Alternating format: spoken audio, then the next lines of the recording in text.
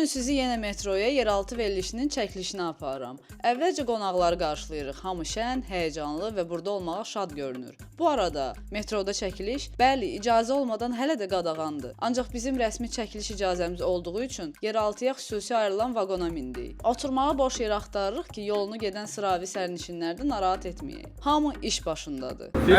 Bura bax. Kameralar qurulur, fokus tutulur və biz başladıq. Hoş gördük hər birinizi əziz izləyicilər, əziz qonaqlarım. Bugünkü mövzu nəsillər arası qarşıdurma. Qonaqlarımız müxtəlif nəsil nümayəndələri, yazıcı, rejissor, jurnalist və musiqiçilər. Hamı danışır, mübahisə edir, amma sağlam şəkildə. Və əlbəttə ki, metro musiqisiz olmaz.